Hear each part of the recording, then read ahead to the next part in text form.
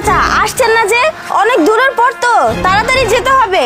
আরে মা, আমি অনেক ক্লান্ত, আমি তো আর হাঁটতে পারতেছি না। চাচা তাড়াতাড়ি আসেন, না হলে তো দেরি হয়ে যাবে, অনেক দূরের পথ।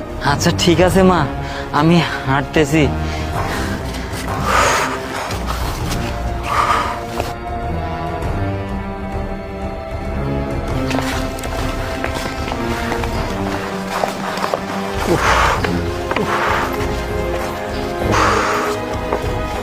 আরে চাচা, এত লেট করলে হবে?